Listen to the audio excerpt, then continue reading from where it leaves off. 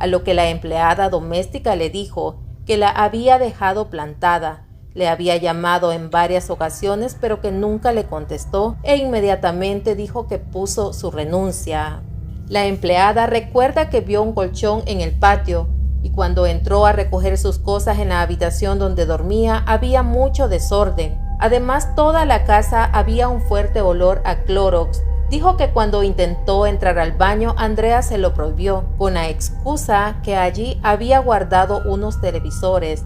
Mientras se marchaba de la casa, observó cómo las dos mujeres limpiaban los asientos de la camioneta. La fiscalía tuvo un año para reunir pruebas documentales y periciales incriminatorias en contra de los imputados. Entre esas pruebas se encontraron rastros de sangre en el baño donde aparentemente la empleada quiso entrar, por lo que se supone que fue allí donde le quitaron la vida a la universitaria. Revelaron que en el lugar encontraron prendas de vestir, los celulares de la víctima, así como los objetos con los cuales trataron de borrar las evidencias del crimen.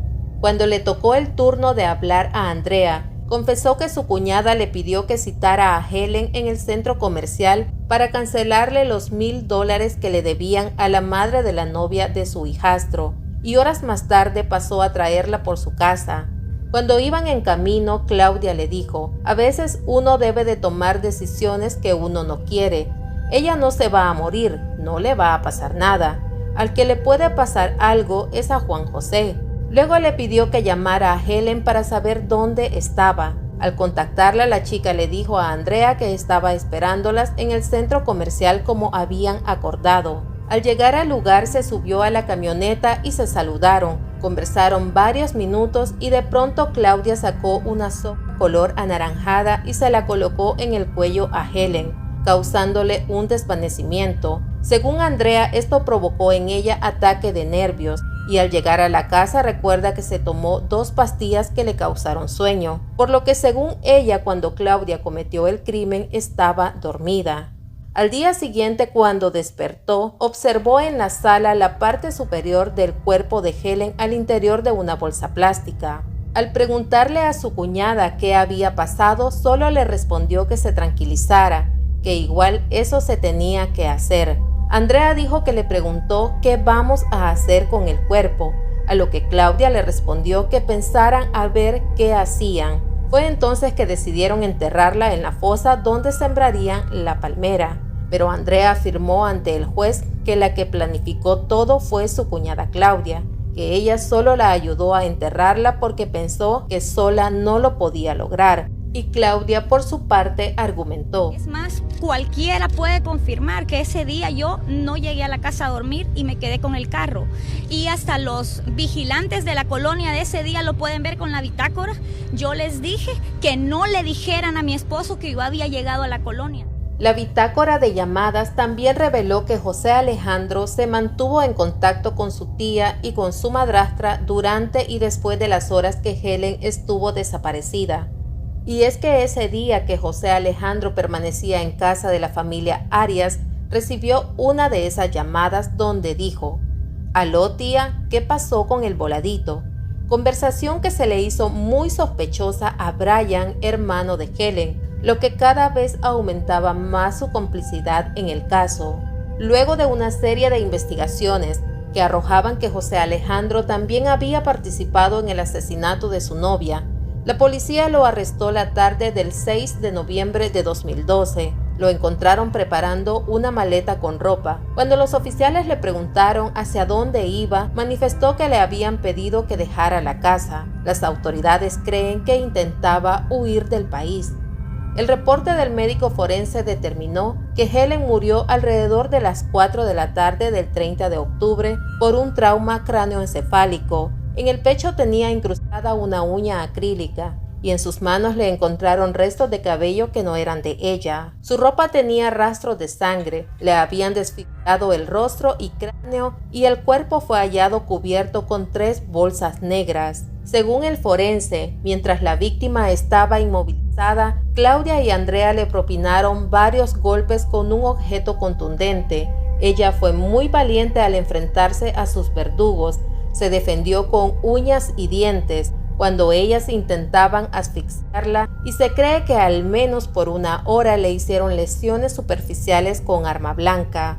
Antes de perder la batalla, la víctima dejó de por vida laceraciones en la piel de las 2 agresoras, con las cuales jamás podrán olvidar el delito que cometieron, y como último paso, estas 2 mujeres se apoyaron de un martillo para apagar la sonrisa de Helen. El 21 de noviembre de 2012, un juez condenó a Claudia Patricia Leiva de Bobadilla, de 33 años de edad, y a Andrea Bobadilla, de 31, a 40 años de prisión, mientras José Alejandro Bobadilla fue sentenciado a 26 años y 8 meses de cárcel por el delito de cómplice necesario. Juan José Bobadilla fue dejado en libertad. A él solo se le estaba investigando porque el vehículo era de su propiedad y la casa donde se encontró el cuerpo, él aparecía como inquilino.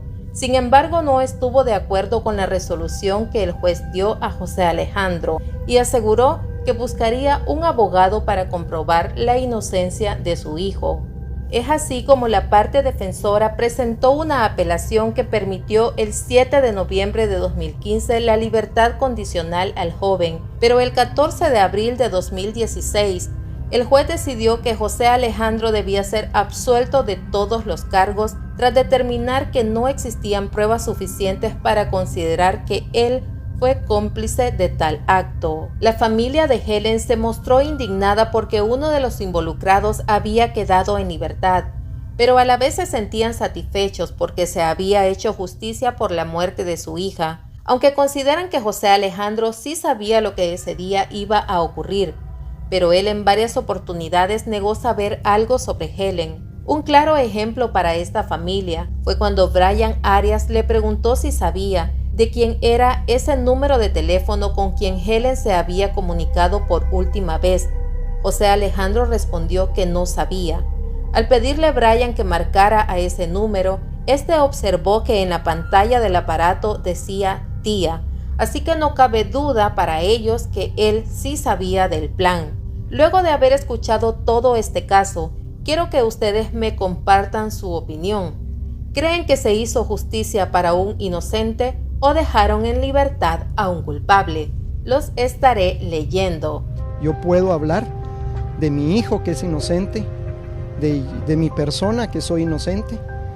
De esas 2 temas podemos platicar, pero de otro tema yo no tengo entendimiento de nada ni conocimiento.